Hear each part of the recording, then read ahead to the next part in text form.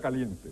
Como todos ustedes saben, los miércoles en la noche son de La Silla Caliente, el único termómetro político de Venezuela y el programa que permite conocer a los políticos. Hoy, como todos ustedes ven, estamos en un escenario diferente. La Silla Caliente ha venido desde Caracas hasta Madrid. Estamos exactamente a 20 minutos del centro de Madrid, en La Moraleja, la residencia del general Marcos Pérez Jiménez. Hoy vamos a sentar en la Silla Caliente a Pérez Jiménez, pero antes es conveniente decir por qué hemos invitado a Pérez Jiménez a la Silla Caliente y por qué él ha aceptado sentarse en la Silla Caliente. La razón es obvia. Pérez Jiménez, al juicio de los historiadores más respetables del país, es el hombre que partió el siglo. Si recordamos la vida venezolana, vemos que el siglo XX lo han llenado tres hombres singulares, que han sido Cipriano Castro, Juan Vicente Gómez y Pérez Jiménez. Todos los hechos importantes de este siglo, las acciones de este siglo y los otros hombres nacidos en este siglo dependen de la acción de estos tres personajes. El siglo de Castro y de Gómez y de Pérez Jiménez comienza así. En 1899 llega Cipriano Castro, 9 años de gobierno de Castro. Los andinos se incorporan al poder. Viene luego Juan Vicente Gómez, 27 años de gobierno de Gómez, los andinos siguen en el poder. Viene luego Eleazar López Contreras, 5 años de gobierno de López Contreras, los andinos persisten en el poder. Viene luego el general Isaías Medina Angarita, 5 años, y este ciclo termina cuando un golpe, encabezado por el general Marcos Pérez Jiménez, entonces mayor, rompe el ciclo y parte el siglo XX venezolano en dos. Comienza un nuevo ciclo. Un nuevo ciclo en donde los observadores siempre ocultan, yo creo que es con mala intención, que ese golpe contra Medina incorpora al Partido Moderno al gobierno. Los militares, en efecto, dan un golpe el 18 de octubre del 45, pero incorporan a Acción Democrática, primer partido moderno que se incorpora al gobierno. Comienza entonces el régimen de partidos, con todas las vicisitudes y problemas que representa ese ciclo. Hoy en día Pérez Jiménez tiene el récord mundial del destierro en el Nuevo Mundo. Tiene 35 años de destierro en España y tiene 5 años de cárcel en su récord. Pero hubo otros desterrados, aunque ninguno superó su récord. Si mi memoria no me falla, vamos a recordarlo. Tenemos el caso del general Fernando Márquez, 27 años en el destierro. El general Juan Pablo Peñalosa, andino también, 23 años en el destierro. Jacinto López, 22 años en el destierro. El soberbio y terrible Rufino Blanco Fombona, 26 años en el destierro. Pedro Estrada, 30 años en el destierro. Laureano Vallenilla Alán, 15 años en el destierro. Y Pérez Jiménez, como les dije antes, 35 años de destierro y 5 presos. Él tiene ya 30 años viviendo en España. Y esta casa, que la programó él mismo, dice con modestia, es decir, que él mismo dirigió su construcción, etcétera, tiene 2.000 metros de construcción y tiene 20 años. Entonces, general, muchísimas gracias por permitir a la Silla Caliente que entre a su casa. Complacido en tenerlo por aquí. Siéntese en la Silla Caliente.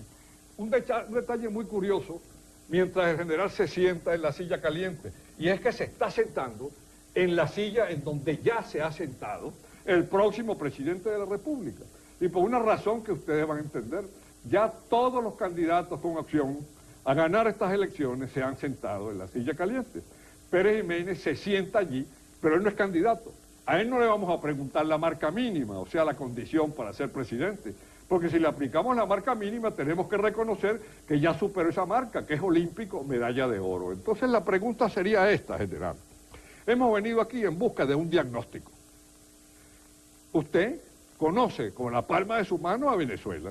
Entonces usted terminó ya un ciclo, es decir, el ciclo que comenzó con usted, el de los partidos, porque la gente lo asocia a las azonadas militares, pero no a los partidos. Y usted es el primero que lleva un partido de oposición al poder en Venezuela, aunque después fue víctima de su propia medicina, pero ese es otro problema.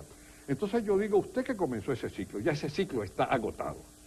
Los partidos están, como hablamos popularmente, rayados. La gente añora un régimen como el suyo.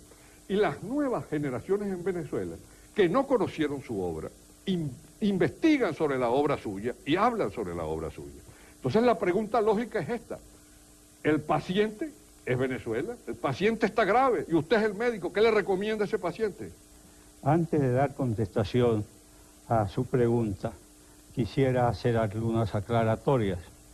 En la actualidad no estoy respondiendo, no voy a responder a las preguntas como candidato a la presidencia de la República, por la sencilla razón de que ya pasé la edad que a mi juicio se debe tener y estoy físicamente debilitado, lo que significa que no puedo, en función de ese debilitamiento, hacer una labor buena. Perdón, presidente, usted tiene, para que la gente lo sepa, el general Pérez Jiménez tiene 84 años, está casado con doña Flor Charbó de Pérez Jiménez, tiene 4 hijas, tiene 10 nietos y tiene 3 bisnietos. Siga.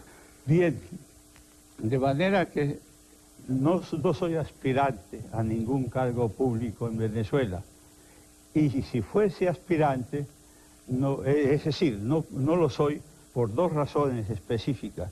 La primera de ellas porque no estoy en condiciones, repito, en condiciones físicas de asumir esa responsabilidad. Y en segunda razón, y la más, como dijéramos, impactante, es que yo estoy impedido constitucionalmente a presentarme como candidato. Eso es importante para que los jóvenes lo sepan. El general Pérez Jiménez es el único venezolano que por la Constitución está inhabilitado de ejercer cualquier cargo político. Es decir, Pérez Jiménez no puede ser ni jefe civil, pues, de Chuao. Él no puede hacer absolutamente nada porque lo inhabilitaron cuando, después del derrocamiento, lanzó su candidatura y entonces, pues, arrasó como senador. Entonces, claro, el estatus, Acción Democrática y COPEI temían, lógicamente, que lanzara la candidatura presidencial y volviera por los votos. Por lo tanto, pues, lo inhabilitaron. De manera que hoy día me encuentro realizado, estoy tranquilo, es decir, el ánimo lo tengo en buenas condiciones. Y como le decía, las facultades físicas están bastante disminuidas. Las intelectuales, es lógico que a los 84 años algunas mermas debe tener la mente, pero está nutrida de nuevos conocimientos porque yo tengo la manía, no la virtud, de cada día aprender algo. ¿Y qué le recomienda a Venezuela? ¿Qué va a pasar en Venezuela? Bueno, a mí me preocupa profundamente la situación venezolana. ¿Por qué, general? Porque el mal no solamente está ahí, sino que está progresando. Es como los cánceres en el organismo humano, de manera que siguen progresando. Eso es lo que me preocupa a mí como ciudadano venezolano. ¿Qué es lo que más le preocupa de todo el panorama venezolano? Hay tantas cosas preocupantes que no me atrevería a señalar una de ellas. Ejemplo, la presencia de las Fuerzas Armadas. Hay un fenómeno que no se registró en su época y que esta época se siente. Fíjese, de todos los candidatos a la presidencia de la República, hay 3 candidatos militares, ¿verdad? No podemos decir ex-militar porque la condición de militar no se pierde, aunque han pasado a retiro. Esos 3 candidatos militares, usted sabe quiénes son, sí, ¿verdad? El comandante Chávez, el vicealmirante Radamés Muñoz León y es también Sujú Rafo, un general de división. Cada uno de ellos expresa una corriente que existía en las Fuerzas Armadas. La de Sujú es una corriente nacionalista, muy similar a la suya, es una apreciación personal. La del vicealmirante es una corriente constitucionalista profundamente anticomandante Chávez. Y la de Chávez, pues, es un criterio de cambio total con un sentido no tradicional. Entonces, y yo me pregunto, en tiempos de Pérez Jiménez no pasaba eso. ¿Qué ocurrió con las Fuerzas Armadas? Bueno, yo quise hacer de las Fuerzas Armadas la institución modélica en función de nuestra historia. Fueron hombres venezolanos incorporados al Ejército Libertador los que realizaron la labor de independizar colonias dependientes y, valga la redundancia, de países europeos. De manera que esa función se cumplió, la cumplieron esta generación. Ahora queda a la nación venezolana la tarea de redimirse económicamente de los depredadores o de los elementos que gravitan sobre la situación económica. ¿Y qué aconseja usted para redimirse de esos depredadores? Bueno, que son como la termita, ¿no? Simple y llanamente no podría concretarse en una frase. hay necesidad de acordarse en programas puntuales, es necesario hacer una labor didáctica, de manera que se entienda la profundidad de la reforma. Pero usted es un hombre eminentemente práctico, sin olvidar siempre una base teórica. Usted decía tal puente, el 2 de diciembre estaba, tal autopista estaba. Entonces imagínese usted con 40 años menos, ¿qué aconseja a un país que vive una política de terror, de suspenso? No sabemos qué va a pasar en el próximo capítulo. Quizá en el folleto este que le presenté hace unas horas se encuentra la respuesta. Bueno, para ilustrar al público, esta es una cosa muy importante porque los jóvenes no lo saben.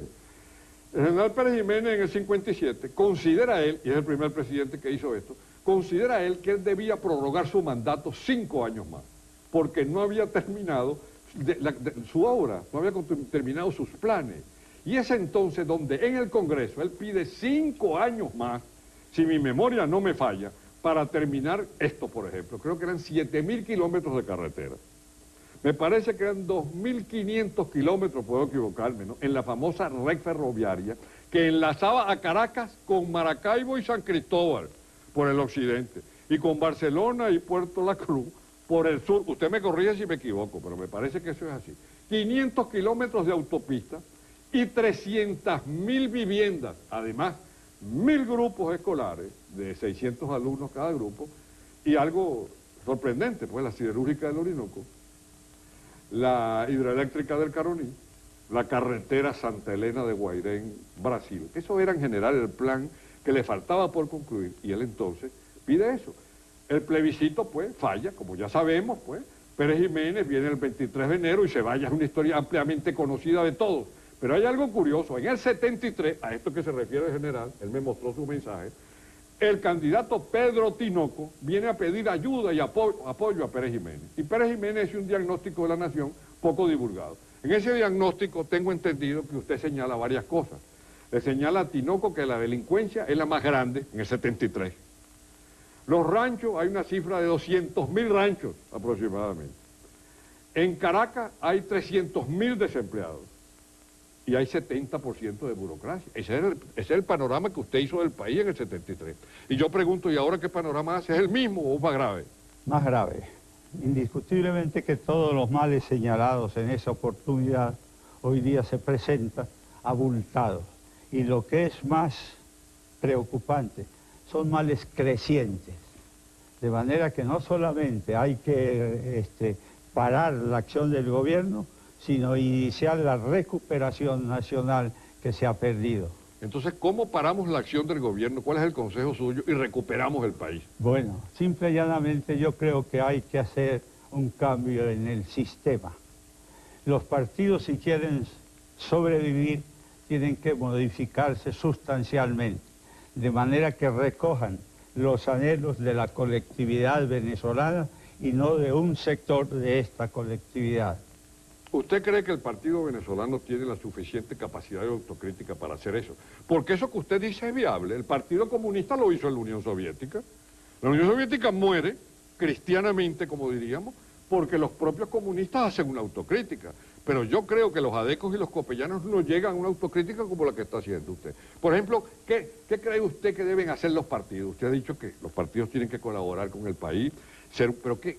Tienen en este momento una autoridad ilimitada. Entonces, ¿qué se puede hacer en Venezuela?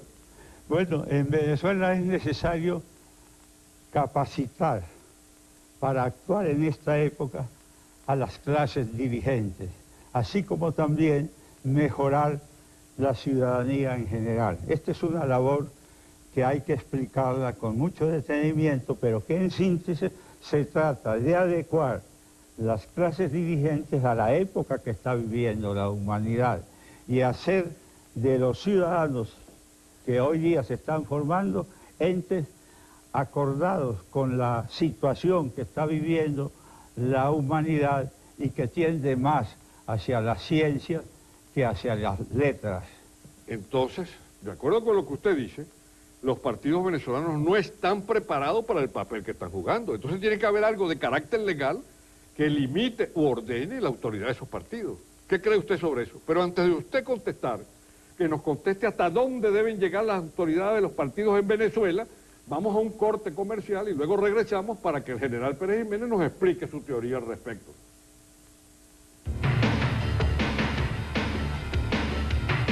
En la silla caliente, desde Madrid, España, en la residencia del general Pérez Jiménez, quien está sentado en la misma silla caliente que ustedes ven todos los miércoles. Esta silla vino especialmente desde Caracas para esta entrevista. Le preguntamos al general algo apasionante, la silla se pone muy caliente.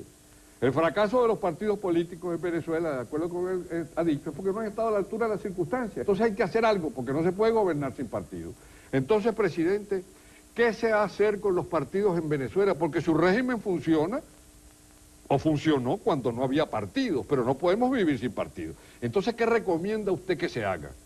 Bueno, en principio, cuando yo me lancé solicitando el voto del pueblo para prorrogar mi mandato durante 5 años más, uno de los argumentos que escribí fue que los partidos no funcionaban, que los partidos resultaban una rémora para el progreso de la nación. Eso fue en el 57.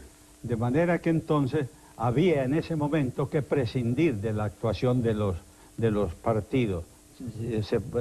No se podía permitir que ellos estuviesen interfiriendo en la política, haciendo manifestaciones, puesto que esas manifestaciones eran lesivas a los intereses de Venezuela. Voy a citar algunas... Sí, dígame algunos ejemplos, porque mucha gente joven que le está viendo puede creer que estos son resabios, pues, sí, dictatoriales. Entonces, dígame algunos ejemplos de por qué el partido no estaba a la altura de las circunstancias como en Estados Unidos o Inglaterra en Venezuela. Dígame algunos ejemplos. Cuando se inauguró la autopista Caracas-La Guaira, el actual presidente de la República, el doctor Caldera, en una reunión en uno de los barrios de Caracas, manifestó lo siguiente, que esa obra había sido construida por el gobierno simple y llanamente para que traficaran los Cadillacs de los ricos, que esa obra no servía a la colectividad, y les preguntó a los concurrentes, ¿ustedes pueden comer autopista? Claro que la autopista no se hizo para morderla, ¿no?, pero sí para facilitar los transportes entre el litoral y Caracas, y modificando así las tarifas que se establecían por el transporte, es decir, abaratando los fletes. También alguien de los partidos me dijo una vez que Venezuela no necesitaba la recuperación de los territorios perdidos. Cuando yo estudié geografía, decía Venezuela, extensión territorial, 1.020.000 kilómetros cuadrados. Cuando salí de Venezuela eran 1.916.000 y tantos kilómetros cuadrados. Perdón, ¿usted cree que con usted hubiésemos recuperado parte del Esequibo? Se estaba haciendo lo posible para eso. ¿Y usted personalmente piensa que lo hubiera recuperado? Sí, porque estábamos desarrollando una labor que a mi juicio hubiera culminado con dos cosas. O la Guayana inglesa en este entonces se anexa al territorio venezolano con un estatus especial, o hubiéramos tenido que por la fuerza recuperar el territorio del Esequibo. Para eso ya en la Comunidad de Naciones habíamos manifestado que Venezuela no aceptaba ningún cambio de estatus hasta que no se contemplara la recuperación del Esequibo. Una observación, el general Pérez Jiménez está usando lo que yo llamo el lenguaje directo, que es fundamental en la vida política, no guabinea. Uno le pregunta a un político típico el caso del Esequibo y no le sabe dar la razón. En cambio, Pérez Jiménez no siente rubor de decir, sí, hubiéramos ido a la guerra para anexarnos ese territorio porque es nuestro. Sí, de manera que... Y una de las cuestiones que me inquietan más es que los actuales gobiernos no piensan en planificar una recuperación territorial. No hay planificación. No hay planificación. ¿Y qué cree usted que va a pasar entonces con esos vastos territorios? Bueno, que al fin esperaremos que surja un régimen que se preocupe verdaderamente de los intereses nacionales y que comience a negociar la recuperación de los terrenos. y que se prepare también en fuerza por si acaso las negociaciones no progresan, ir al conflicto. Yo estaba dispuesto, sé que me lo criticaron mucho. Bueno, y con los monjes estuvo también dispuesto. Sí, con los monjes se les mandó decir al gobierno colombiano que los monjes no eran materia de discusión con Colombia, que los monjes eran territorio venezolano y que si alguien pretendía desembarcar ahí y tomar, que habría tiros, se les dijo en esa forma, que habría conflictos, habría tiros ahí. Hablando, aunque este es un tema apasionante, el tema de los territorios que Venezuela ha perdido temporalmente, yo creo que es temporalmente porque algún día alguien recordará lo que ha dicho el general Pérez Jiménez y continuará en la lucha. Pero volviendo al tema que más nos preocupa en este momento, ese nos preocupa mucho, pero hay otro que nos preocupa más, que es el caso de los partidos. Que comenzó el ciclo y ese ciclo se agotó. Hay que ponerle el cascabel al gato, hay que limitar la autoridad del partido según su propio criterio, pero ¿cómo lo vamos a hacer dejando los partidos? Yo creo que los partidos caerán por su propio peso, por su propia corrupción, de manera que ya se han visto en las elecciones para presidente de la República habidas, cuando el doctor Caldera subió a la presidencia, que el pueblo ya no cree en los partidos. Al menos en el partido tipo venezolano. Pues. Sí, por lo menos. Claro. De manera que entonces el presidente Caldera, es decir, yo quiero puntualizar de que el presidente Caldera no está legitimado en los principios democráticos. Pero ¿por qué eso que usted está diciendo es muy grave? No está legitimado, puede estar legalizado. Y le voy a explicar por qué. Resulta que el número de votantes en Venezuela es de 10 millones, la mitad de la población. ¿Cuántos fueron a votar en época para elegir al doctor Caldera? ¿Usted recuerda? Bueno, pueden decir que estoy bobineando, pero no me recuerdo exactamente. Pero sé que no es esa cifra. No, fueron dicho por el Consejo Supremo Electoral. ¿Cuánto dijo el Consejo Supremo Electoral? 4 millones. 4 millones. 4 millones. No fueron los 6 millones, los 10 millones. Los 10 millones de votos. De electores. Sí. De manera que, ahora, ¿cuántos votos de esos 4 millones obtuvo el doctor Caldera? Bueno, una minoría. Él va, es un resultado de cabeza a cabeza. Sí, bueno. 1.200.000 votos que equivalen al 12% de la cantidad de votantes.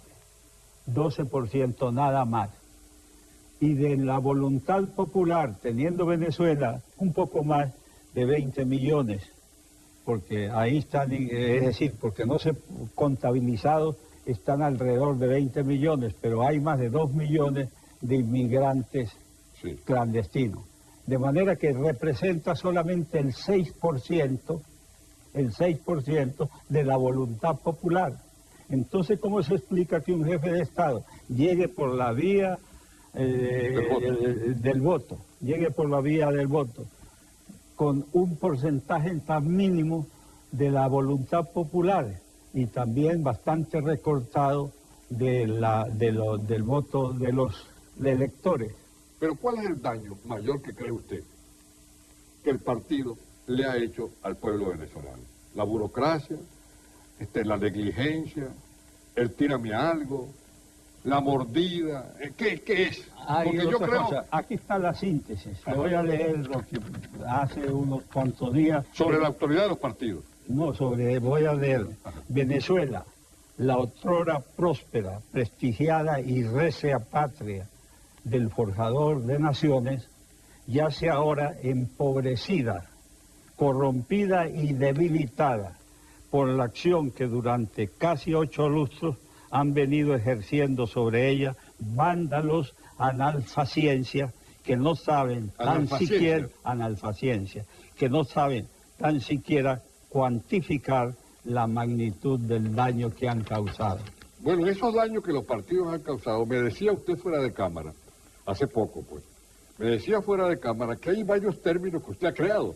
Por ejemplo, está uno que me llama mucho la atención, que es el que viene atrás que arree. Usted define eso como el trasarrierismo. Entonces, ¿qué es el trasarrierismo? Es decir, que usted considera que ha sido un pecado para los partidos la historia aquella del gobierno anterior o del gobierno futuro. Es decir, que el que venga atrás que arree. Yo no es que he inventado estos vocablos, sino que en mi afán de expresar las cosas con toda claridad, he llegado a la conclusión de que para designar a esa gente que va en pos del cargo público, solidarizándose con quien se le puede dar, pues a eso los llamo yo los tiramialguistas. Entonces quiere decir que para Pérez Jiménez, en este diagnóstico que está haciendo, hay dos elementos graves en el país. El trasarrierismo, que es aquello de que el que venga atrás que arree, y la otra cosa, el tiramialguista. Ya vamos a hablar de los dos, del funesto tiramialguista y del que viene atrás que arree, y de otros tres términos que usted tiene que conjugan un cuadro de la vida nacional, que es la picada, la mordida y el tarascón. No se vayan, que la silla se pone caliente. Pérez Jiménez, antes de los mensajes comerciales, sentado en la silla caliente, aquí, en La Moraleja, a unos 20 minutos del centro de Madrid, en España, señalaba el problema de los partidos políticos dentro de Venezuela. Para Pérez Jiménez hay que limitar la autoridad de los partidos políticos porque ya están desgastados, es un ciclo que ya terminó, que está rayado, hablando en criollo. Pero él señala una cosa curiosa, él dice que como consecuencia de ese sistema, esa partidocracia, en Venezuela hay unos elementos que hacen mucho daño al país. Y dice el tiramialguismo. Eso es interesante, el tiramialguismo. Señala la picada, señala la mordida y el tarascón. Como estos pueden ser elementos nuevos a muchos de ustedes, especialmente para la gente joven y el tarascón, vamos a que el general vaya definiendo la situación. Cuando usted dice la picada, ¿a qué se refiere? Bueno, comenzaré por decirle que en una de las repúblicas latinoamericanas existía desde hace tiempo la mordida, que es la que cobra el funcionario para prestarle los servicios que deben suministrarse gratuitamente. Pero es que en Venezuela las cosas se han ampliado tanto hacia arriba como hacia abajo. Y entonces yo he dicho que lo que percibe el pequeño funcionario por pasar al sujeto que va a hablar con la autoridad mayor es lo que se llama, lo he definido, la picada. La picada. Que hay que darle unos cientos de bolívares al funcionario. El que va a buscar una cédula, por ejemplo. Sí, exactamente. Que le van a poner una boleta y no quiere pagarla, la picada. La picada. Ajá. Pero también hay funcionarios que requieren que se les dé más. Y esos son funcionarios de categoría superior a los anteriores. Eso lo he llamado yo la mordida. Es una jerarquía mayor. Sí, es de una jerarquía mayor. Y ya lo que el ciudadano va a darle ya no son centenas de bolívares, sino millares de bolívares. Ajá. Y por último viene la tarascada. La tarascada. No el tarascón, como yo decía, la tarascada. La tarascada. Ese es un término andino, creo, la tarascada. No sé, simple y llanamente me inspiró el asunto la mandíbula de los saurios, de los... Sí, ese es el tarascón cuando cierran. Hay que ver la cantidad que abarcan cada vez que cierran los caimanes, o los cocodrilos del Orinoco. De manera que eso ya significa millones. De manera que la picada es de centenares de bolívares, la mordida de millares de bolívares y la tarascada de millones de bolívares. Ahora, ¿por qué ha venido eso en Venezuela con los partidos? Que es lo que más nos interesa. ¿Qué ha pasado? ¿Por qué no están preparados los partidos venezolanos? ¿Por qué han demostrado ineficacia en estos 40 años los partidos? Porque tienen la obligación los partidos para mantener sus votantes de hacerles concesiones.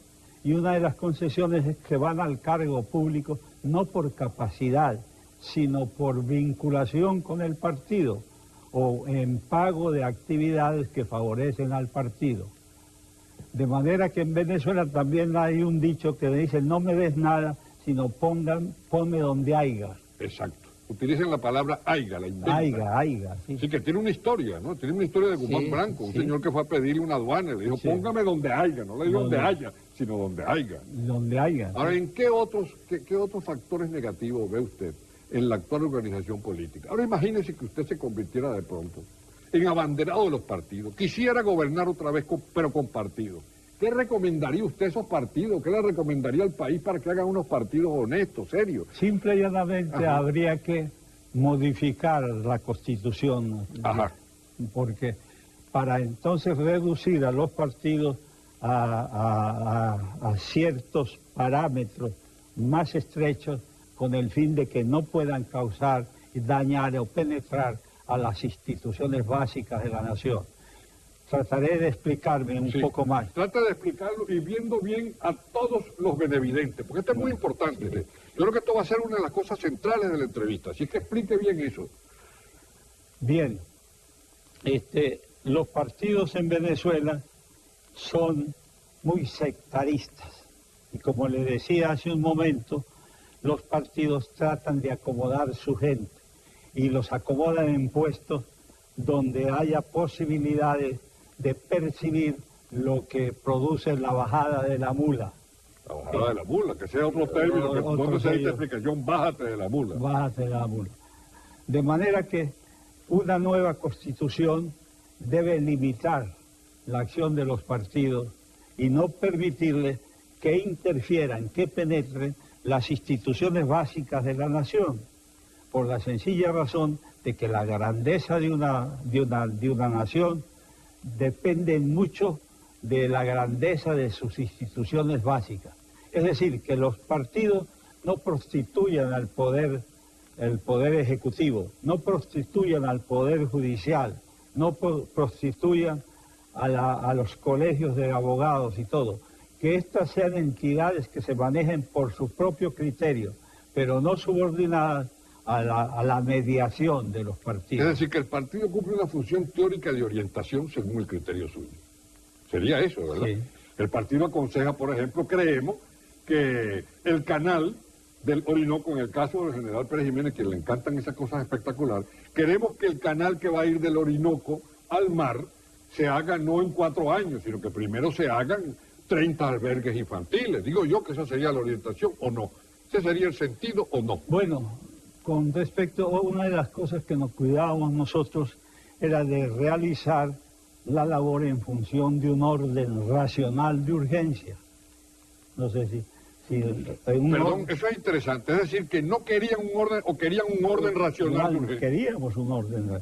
Como sabíamos que el rancho es una de las cosas que más lesiona la condición del ciudadano, pues enfrentamos la extirpación del rancho en forma prioritaria. Por ser el rancho el centro de todos los males de carácter social. De todos los males. De ahí sale la delincuencia, la caña, la prostitución, etc.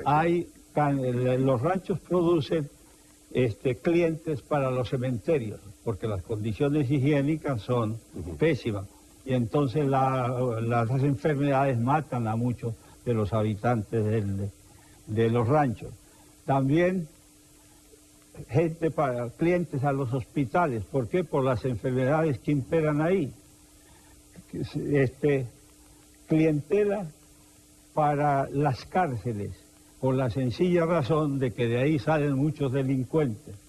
Clientelas para la prostitución, porque viviendo una vida promiscua, ahí las relaciones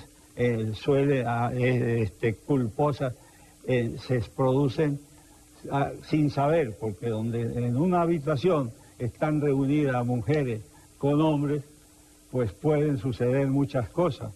De manera que eso fue la causa de que nosotros consideráramos como prioritaria la eliminación del rancho. ¿Y usted cree que si le hubieran permitido los 5 años más, del 57 creo que al 63 me parece, usted hubiera logrado realizar esas 300.000 viviendas?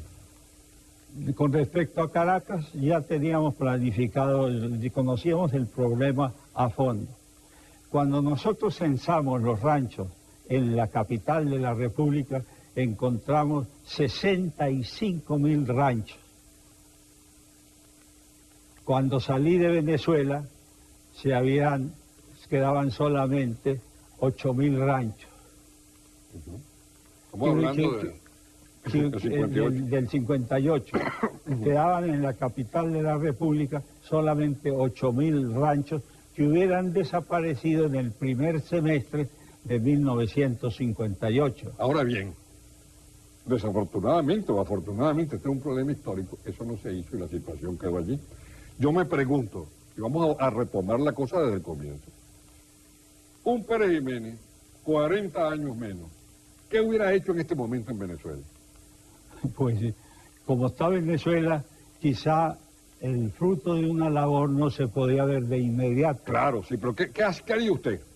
La máquina del tiempo, el túnel de lo coloca en Miraflores, tiene 40 años menos. Y se encuentra con esa situación que se está viviendo. Volver a los parámetros que tuve en mi actuación de gobierno y que están inscritos ahí en ese...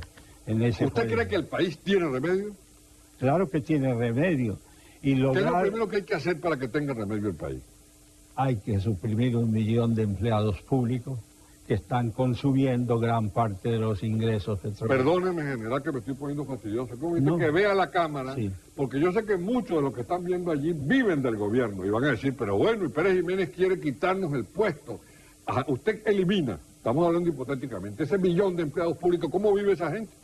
Pues vive trabajando en otras actividades. En nuestra época se requería mucha mano de obra para las distintas obras que estaban en marcha. Es decir, que si hay un plan nacional de obras públicas espectacular, no hay problema. No hay problema, no lo había en nuestra época, porque tuvimos que importar trabajadores de Portugal, de España y de Italia. Sí, pero hay que decirle a la gente por qué importaron trabajadores, porque esto es importante, ¿no? Se importaron trabajadores porque la política que se seguía, ¿verdad? Y yo estoy muy alejado del perejimenismo, se seguía una política que era de la construcción fabulosa y monumental, el puente sobre el lago, creo que eran casi 9 kilómetros, era el más largo en aquella época del mundo. La siderúrgica, el desarrollo de Guayana, etcétera, que eso no lo hubiera hecho ninguna democracia. Entonces, obras verdaderamente monumentales que requerían que viniera mucha gente. En aquella época me parece que se trabajaba de noche, yo recuerdo, de noche. Sí, trabajaba 3 turnos. 3 turnos, y en uno de mis libros... Sobre todo en las obras urbanas. Ajá.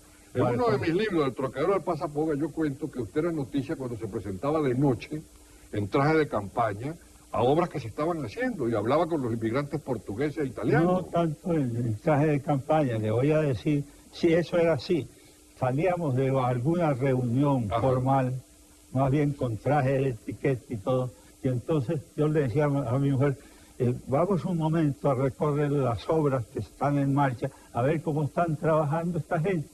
Al llegar a la obra, los trabajadores portugueses comenzaban a mover el pico con mayor celeridad. Y yo decía, tranquilos, sigan trabajando a su ritmo. Me complace que ustedes estén trabajando satisfactoriamente. Está bien. Ahora hay otra cosa, general, que ¿cómo se puede evitar eso en Venezuela? Usted puso el dedo en la llaga cuando usted dijo, ¿verdad?, que el partido político, sin tener credenciales profesionales, se mete a hacer cosas. Ejemplo, de pronto el partido político recomienda a 20 maestros, 40 maestros en un pueblo y los maestros son malos. Entonces yo pregunto, ¿cómo esta nueva Venezuela va a hacer eso? Para que médicos incompetentes por recomendación política no estén ocupando cargos que no debían ocupar. Pero antes de que usted hable, vamos a unos mensajes comerciales y ya regresamos. Esto se va a poner más caliente. Estamos en Madrid, a 20 minutos del centro de Madrid, en La Moraleja, en la residencia del general Marcos Pérez Jiménez. Él está sentado en la silla caliente. Y hasta ahora está sentado en la silla caliente. Y hasta ahora, que ya es bastante tarde, no ha guabineado. Yo presumo que no va a guabinear, pero si guabinea tendremos que decirle, porque le vamos a preguntar sobre las elecciones presidenciales. Ya regresamos. Dialogábamos con el general Marcos Pérez Jiménez aquí en Madrid. Y le preguntábamos que cómo se iba a hacer para que en esta nueva Venezuela, porque ya el ciclo está agotado, el mismo ciclo que abrió Pérez Jiménez el 18 de octubre del 45, con la presencia de los partidos, ya está agotado. Entonces decía él que una de las cosas que hay que hacer es limitar la influencia política o politiquera, diría yo, del partido en las áreas exclusivamente técnicas, ¿verdad? Que vaya como médico de un hospital, no el que recomienda el partido, sino el mejor médico. Entonces yo pregunto, ¿cómo vamos a poder lograr eso? Porque hay que hacerlo con cuidado. Hay algo general que yo no sé si usted, bueno, lo debe conocer, pero lo ha enjuiciado. Fíjese que en el caso del Consejo Nacional Electoral, todo el país protestaba porque era demasiado politiquero. Y entonces por decreto dijeron que ningún miembro de partido entre en el Consejo Nacional Electoral. Que eso es absurdo, porque eso es como decir que en un hospital no va a haber médicos. Tienen que haber médicos en los hospitales. Un consejo electoral que va a decidir unas elecciones tiene que tener políticos. Bueno, erradicaron a los representantes de partido, sigue la influencia del partido, porque en Venezuela nadie es independiente, general, usted lo sabe. Los independientes son más dependientes que los propios miembros del partido. Entonces, ¿cómo se va a hacer eso? Porque ahí, usted ha citado el problema, ese es el problema. Un portero tiene que ser adeco, tiene que ser copellano. Un médico tiene que ser adeco. Ese es el problema. Entonces, ¿cómo se termina con eso? La realidad es que Venezuela necesita una transformación mental en sus clases dirigentes y de los ciudadanos en general.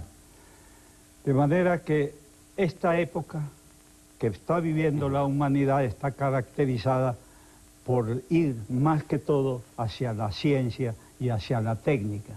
De manera que las clases dirigentes tienen que adecuarse a esa corriente y tienen que ser, no es que sean científicos, pero sí que estén suficientemente informados sobre muchas cosas que debe estar informado el verdadero estadista. De manera que entonces necesita modificar el criterio de las clases dirigentes. Pero también se necesita modificar la mentalidad del ciudadano en general. ¿Cómo? Mediante, nosotros íbamos a poner en marcha esos grupos escolares a que me he referido. Ah, los grupos escolares, exacto. Con el propósito de que fuera una realidad, una medida dictada por el general Guzmán Blanco, que era la instrucción primaria gratuita y obligatoria. De manera que al hacer nosotros esos grupos escolares, pensábamos con ellos copar toda Eran 6.000 grupos escolares, me parece. 1.000 grupos escolares. 1.000 eran. 1.000 grupos escolares. De manera que entonces copar, tener capacidad para hacer efectiva esa disposición del general Guzmán Blanco de que la instrucción fuera gratuita y obligatoria. Pero nosotros los íbamos a aumentar con algo más práctico. Es decir, formar una mentalidad ciudadana de acuerdo con esos conocimientos requeridos por la ciudadanía sobre ciencia y cuánto tardaría formar esa mentalidad ciudadana? Pues simple y llanamente eso requiere un tiempo largo, por lo menos una generación. Porque vea usted una cosa, ¿no? Cuando la gente en Venezuela habla de Pérez Jiménez, ven la solución un poco práctica.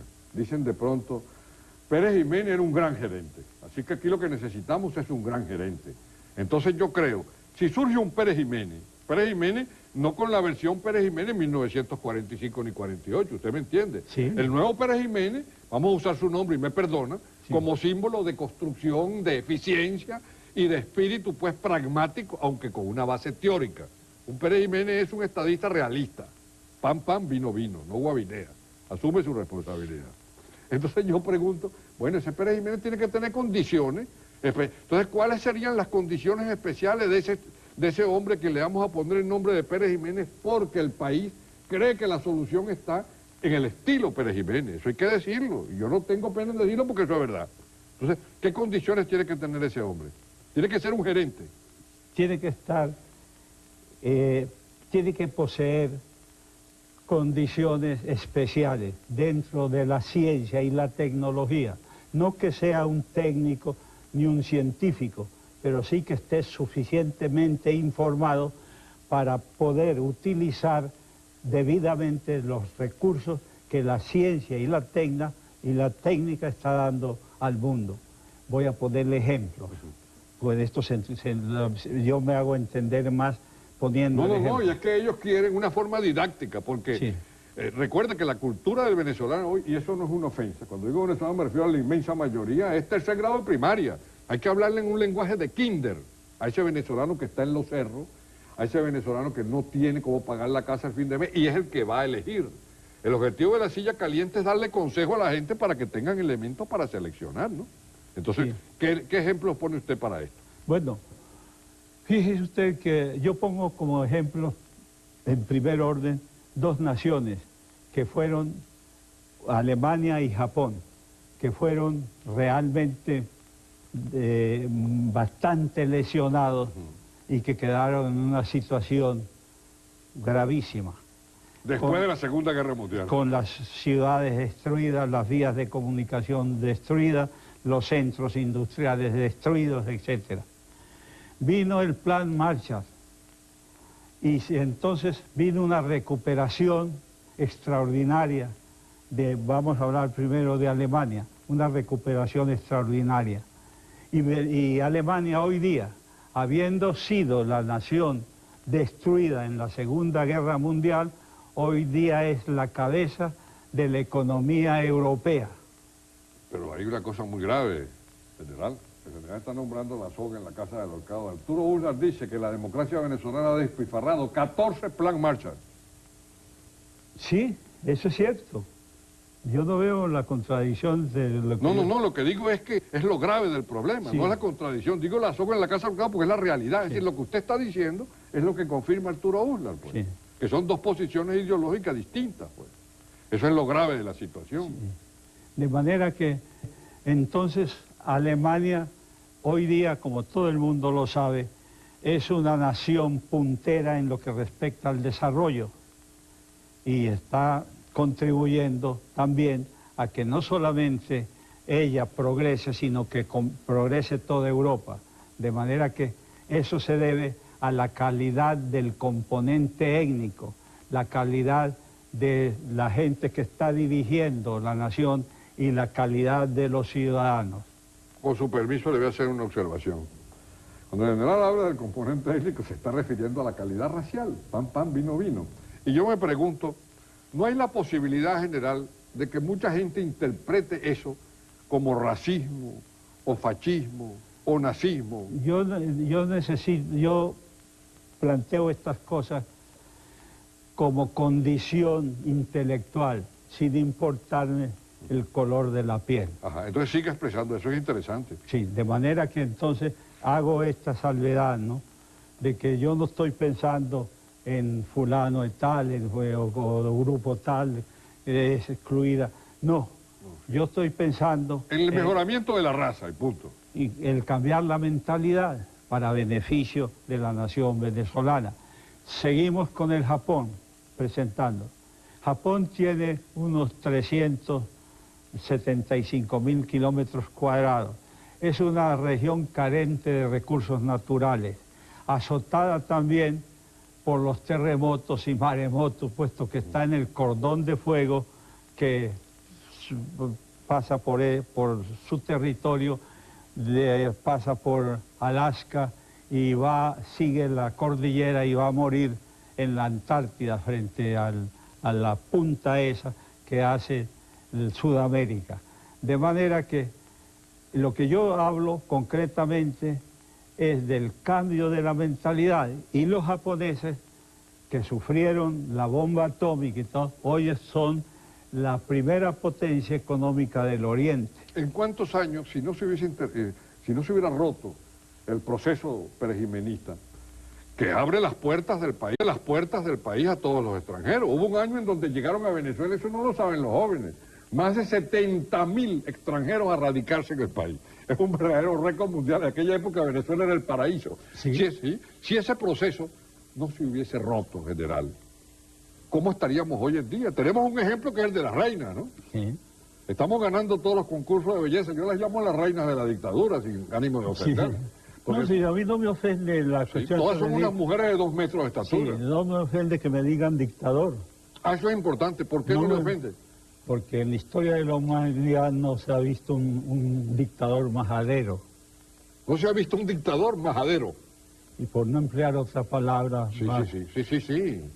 Una palabra que vamos a decirla clara. Arturo Uslar la popularizó. Sí. No se ha visto un dictador pendejo. Exactamente. Sí. Y si desde la dictadura se podían hacer obras para el beneficio de la nación, pues no me desagrada. De manera que en absoluto. Está bien. Sí. Es decir, que no Guaviné asume su propio muerto, eso está bien. Una pregunta que le voy a hacer, general. Eso que usted dice está muy bien desde el punto de vista teórico y político, pero hay un factor que no existía en su época, que debe tomar en cuenta un nuevo Pérez Jiménez, entendiendo un nuevo Pérez Jiménez, un señor con una mentalidad de construcción, basado en la técnica, basado en la ciencia, ¿verdad? Y con deseo de hacer una obra clara, un programa de gobierno real, no generalidad. Y es la presencia de las Fuerzas Armadas. Fíjese que desde que usted se va, hay, como ya lo dijimos antes, movimientos militares. Comienza con Castroleón, es decir, el ganado se desgaritó, y sigue luego después con Odremán y termina con Chávez. Entonces tenemos un ejército, me da la impresión, por lo poco que yo veo desde afuera, tenemos un ejército que está deliberando. Hay 11 militares retirados lanzados a candidatos a senadores, diputados, y de esos 11 hay 3 candidatos a presidente de la República. ¿Qué ha pasado con esas Fuerzas Armadas que usted modernizó? Porque usted se formó en la escuela del general Juan Vicente Gómez. Sí. Gómez crió las Fuerzas Armadas. Analfabeto y todo lo que le digan, pero Sí, crió las pero Fuerzas Armadas. Es así, ¿no? Bueno. Entonces usted se crió en esa escuela, pero ahora me parece que esa escuela ha cambiado. Bueno, yo quise hacerle... Decenas de militares retirados lo están viendo, y militares efectivos. Es bueno que se dirija a ellos. Yo había pensado en constituir las Fuerzas Armadas como institución modélica en el país. Es decir, la institución en la cual se fundamentara la transformación racional del país. De manera que entonces tenía que procurar mejorar los cuadros de oficiales de las Fuerzas Armadas y otros cuadros de suboficiales, etcétera, y que las Fuerzas Armadas se mantuvieran apolíticas para que pudieran concretar toda su mentalidad a perfeccionarse en sus actuaciones. Las Fuerzas Armadas se han hecho como puntas de rotura, es decir, como vanguardia de esa transformación. Desafortunadamente, yo tuve que extenderme, es decir, tomar a mi cargo la transformación de la nación y descuidé un poco las Fuerzas Armadas. Entonces usted admite que hay responsabilidad suya en eso, en ese cuando el ganado se ha desgaritado. No, porque yo creí que otros podían conducir mejor las Fuerzas Armadas. Es decir, que usted estaba preocupado fundamentalmente por la transformación del medio físico. Sí, por la nación. ¿Por qué usted le ofreció el gobierno a Rómulo Betancourt? Al regresar del Perú, habiendo concluido los estudios en la Academia de Artillería y en la Escuela Superior de Guerra, cuando regresé a Venezuela, venía con las ideas de una institución modélica. De manera que encontré en Venezuela un movimiento para desplazar al gobierno del general Medina por condiciones que no se consideraban favorables a las Fuerzas Armadas, como era la práctica desaparición de las Fuerzas Armadas y de la sustitución por un cuerpo policial, como existe en otros países.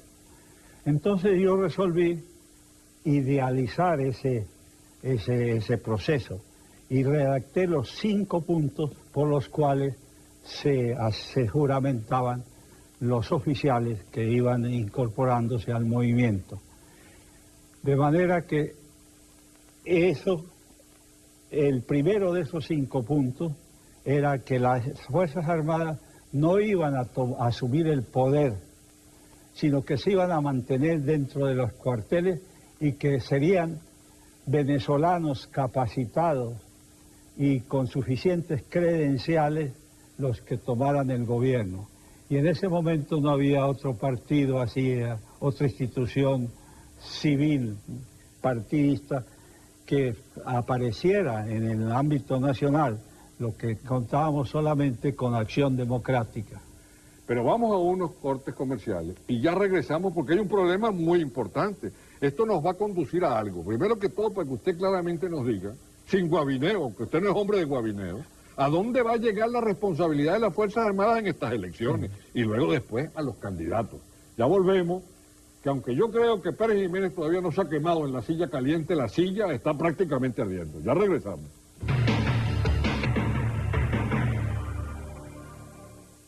Antes de los comerciales, hablábamos con el general presidente Marcos Pérez Jiménez en relación con estas elecciones, que tienen un elemento que no estaba presente en elecciones anteriores. Me refiero a la presencia militar. Hay candidatos, usted los conoce, y hay inquietud en las Fuerzas Armadas por esos mismos candidatos. Usted ha vivido las situaciones más calientes que presidente alguno le ha tocado vivir en Miraflores. Entonces yo me pregunto, ¿qué va a pasar en Venezuela? ¿Qué va a ocurrir con las Fuerzas Armadas? Usted que las debe conocer como la palma de su mano. Bueno, yo conocía muy bien las Fuerzas Armadas en aquel entonces, pero desafortunadamente como lo que ha acontecido en las Fuerzas Armadas tiene similitud en lo que respecta a otras instituciones, es decir, que los partidos han penetrado a estas instituciones.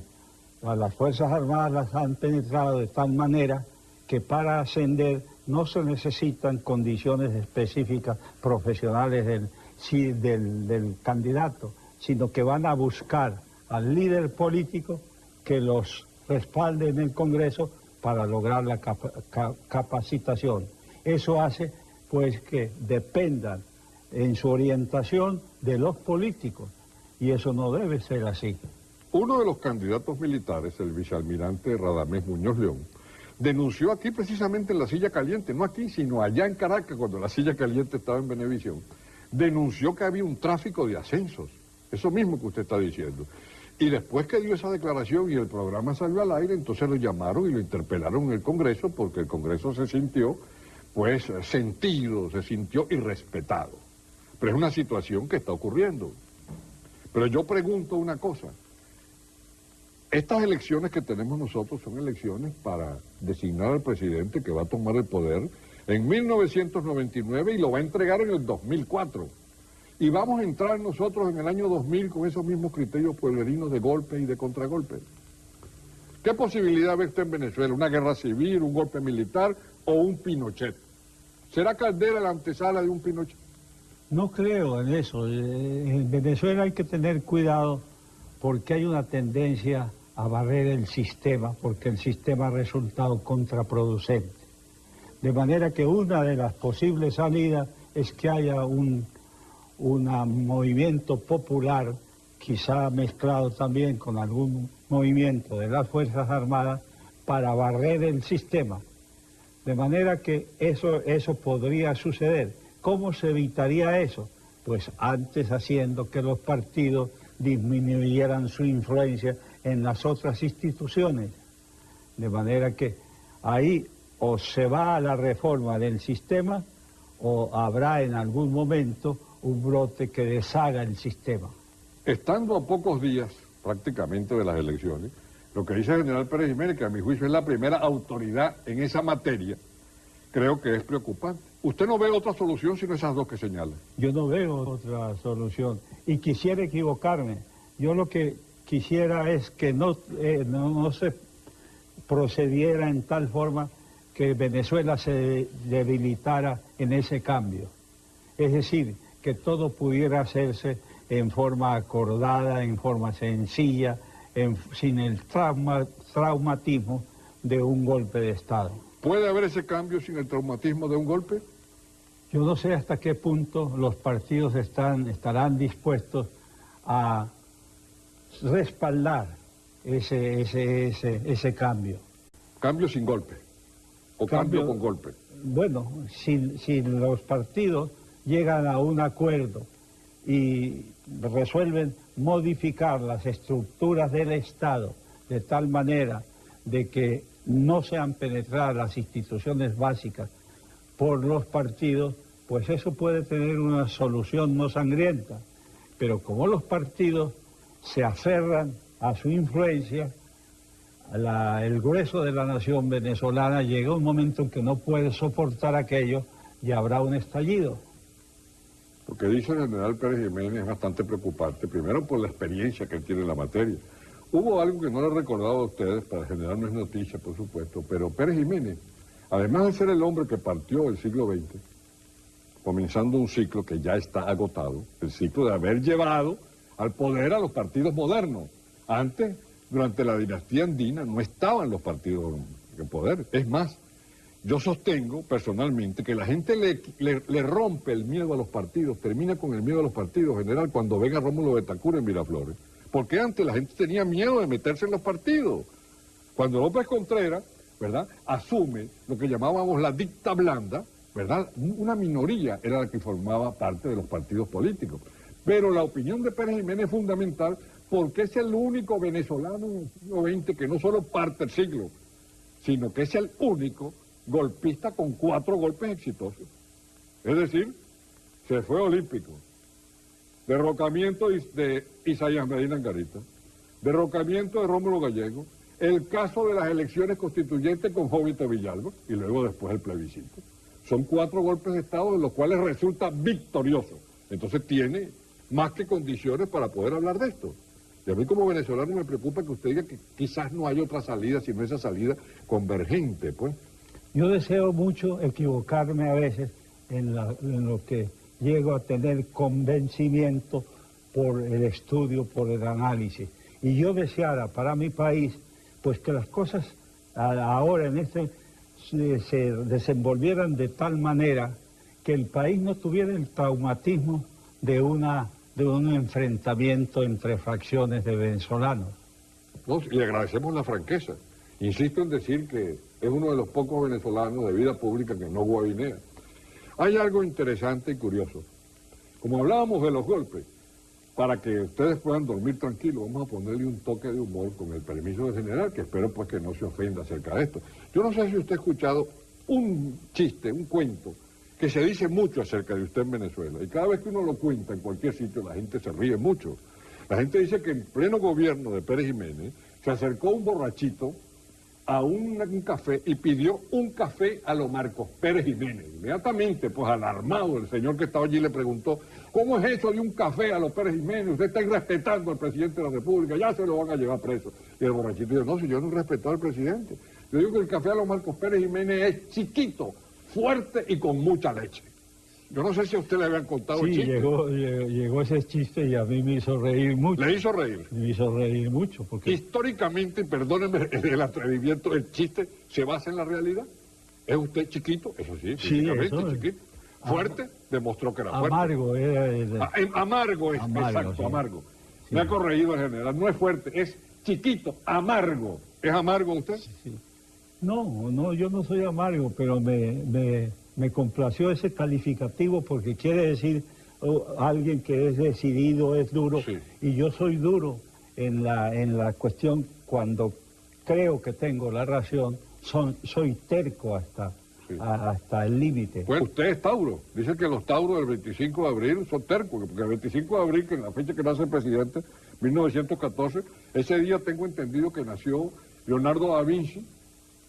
Stalin era el 25 de abril también, así es que tiene compañeros de astros, según los que creen eso, que son bastante diferentes y opuestos. Caímos entonces en las Fuerzas Armadas y en el panorama que depende del ganador de las elecciones o del perdedor.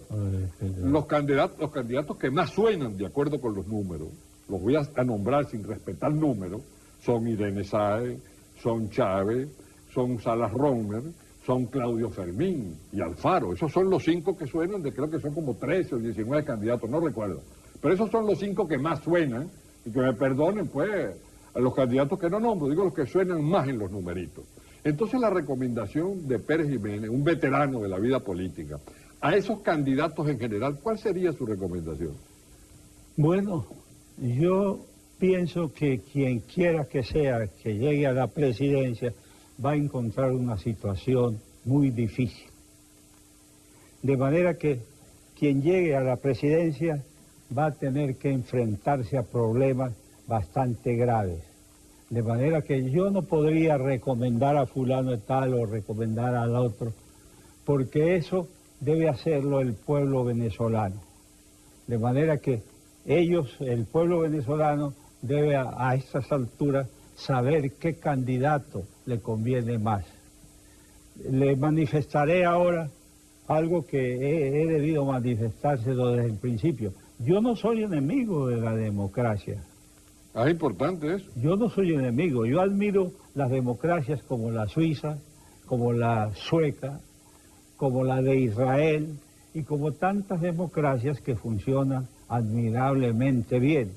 Yo deseara para mi pueblo una democracia de ese tipo, de manera que no es que si se lograra una democracia de esas características que excluyen el tráfico de influencias y se va a buscar lo que más conviene a la nación, yo estaría de hecho con eso. Para mí, ninguno de los candidatos es repudiable, ninguno de los candidatos. Es importante, ¿eh? El general Pérez Jiménez dice que ninguno de los actuales candidatos es repudiable. Sí, sí, eso lo digo. Sí. Ahora, después de que actúe el que salga, puede ser que realice una buena labor o puede ser que no la realice. Va a encontrarse, de hecho, con una serie de problemas de difícil solución.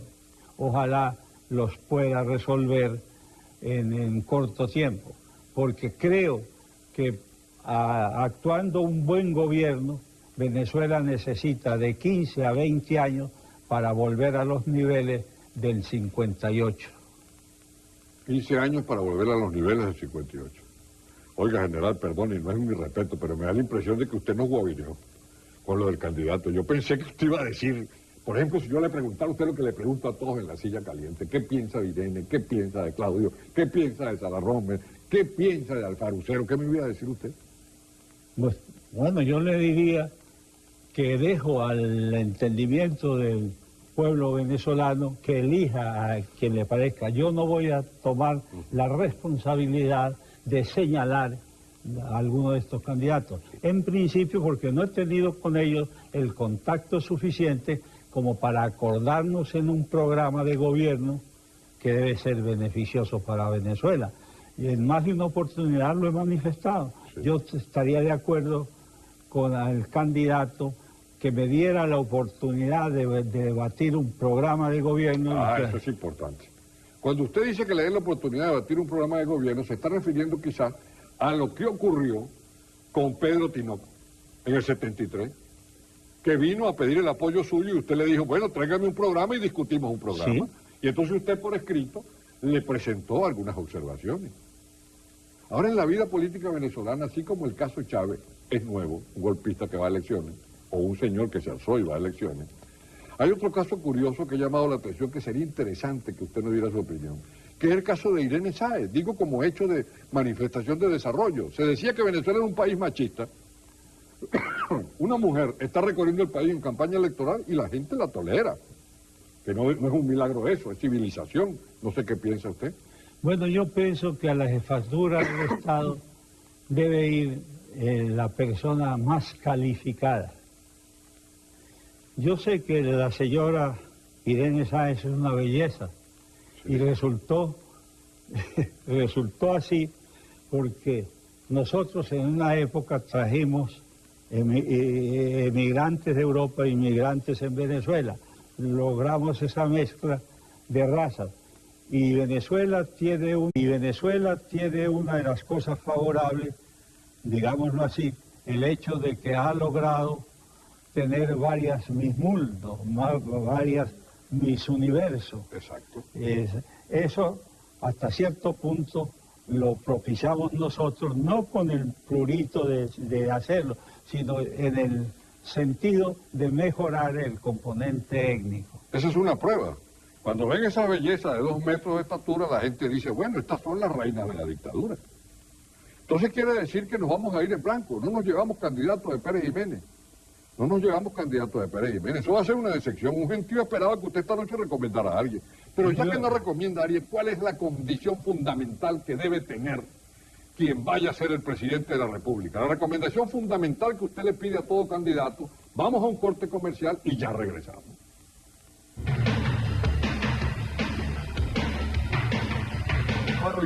En la residencia del general Marcos Pérez Jiménez, quien está sentado en la silla caliente.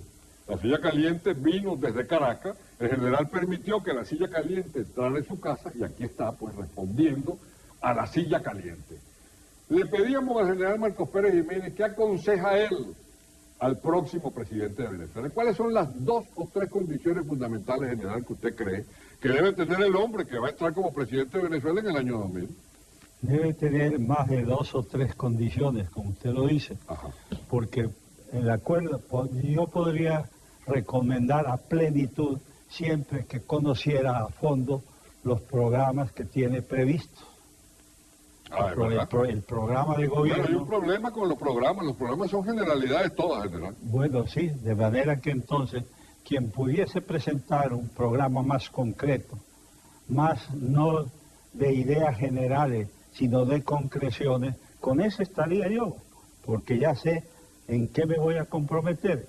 Pero mientras tanto no puedo, tengo que decir que dejo a cargo del pueblo venezolano que busque él el candidato que respalde a quien considere apto para regir la nación y sobre todo que presente un buen programa de gobierno.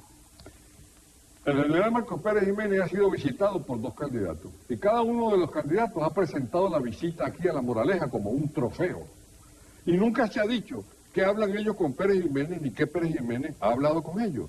Y yo le pregunto, ¿qué habló usted con el candidato Chávez y qué habló con el candidato Salarrome? Algo parecido a lo que hemos hablado hoy día. Ajá. Es un análisis general de la situación, análisis general. Como lo hemos hecho. Sí, exactamente. Hay que hacer del organismo nacional lo que se llama, ya se me va la idea. No, usted no se le van las ideas, si está muy claro, este hombre está vibrando, ¿cómo va a decir que se le van las ideas? No, es decir, a un organismo hay que hacerle una buena catalogación de los males que tiene. Exacto. De manera que hay que saber qué padece ese organismo. Exacto. Y entonces en función del análisis que se haga y las conclusiones a que llegue, pues hay necesidad de programar el remedio. Así es, lo hemos hecho pues un diagnóstico. Ahora, general, hay algo interesante. Usted debe recordar que antes del golpe al general Medina, el general Eleazar López Contreras, desde el cine Boyacá, usted se tiene que recordar del cine Boyacá que quedaba por San Agustín, dijo a la nación, en sitio privilegiado de mi hogar, yo guardo mi uniforme de campaña, no como una reliquia, sino para defender en cualquier momento los intereses de la patria.